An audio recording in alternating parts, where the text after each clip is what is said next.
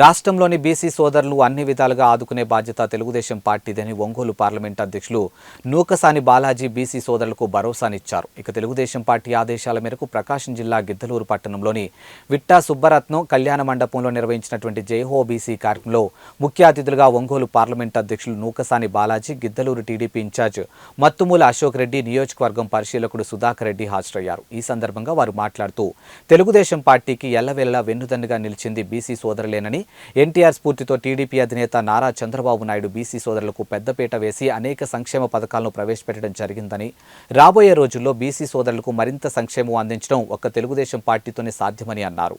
ఇక బీసీ సోదరుల ఓట్లతో అధికారంలోకి వచ్చినటువంటి జగన్ రెడ్డి బీసీ సోదరులపై దాడులు చేయటమే లక్ష్యంగా పెట్టుకున్నారని, వైసీపీ నాయకుల దాడులకు అనేక మంది బీసీలు అసువులుగా బాసారని ఆగ్రహం వ్యక్తం చేశారు. ఇక తెలుగుదేశం అధికారంలోకి వచ్చిన వెంటనే బీసీ సోదరులకు రక్షణ చట్టం అమల్లోకి తెస్తామని, బీసీ సోదరులపై దాడులు చేయాలంటే వణుకు పుట్టేలా తెలుగుదేశం పార్టీ చర్యలు తీసుకుంటుందని అన్నారు. ఇక రాబోయే ఎన్నికల్లో బీసీ సోదరులు, అన్ని వర్గాల ప్రజలు టీడీపీ జనసేనలకు మద్దతుగా నిలిచి వైసీపీ ప్రభుత్వాన్ని ఇంటికి సాగనంపాలని పిలుపునిచ్చారు. 120 కుటుంబాలు వైసీపీ పార్టీని వీడి తెలుగుదేశం పార్టీ కండువా కప్పుకున్నారు. ఈ కార్యక్రమంలో రాష్ట్ర కమిటీ, పార్లమెంటు కమిటీ, బీసీ నాయకులు, మండల అధ్యక్షులు, ముఖ్య నాయకులు పాల్గొన్నారు.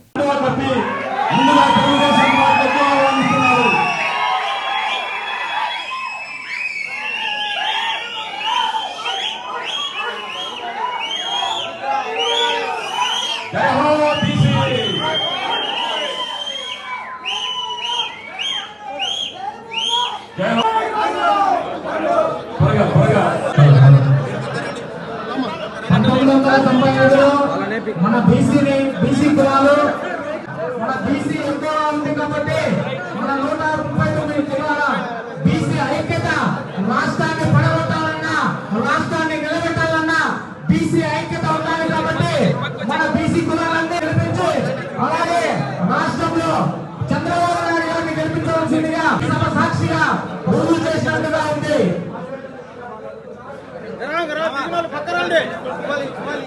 దిగురాలు పక్కరండి.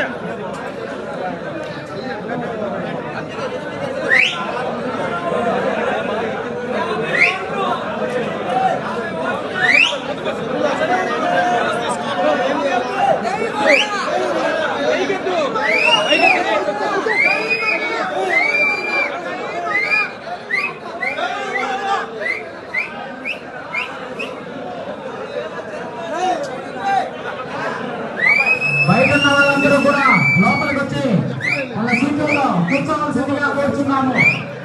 ఈ యొక్క పార్టీలో చేరిన వాళ్ళు మరికొద్ది క్షణాల్లో ఈ యొక్క సభ ప్రారంభమవుతుంది కాబట్టి అందరూ కూడా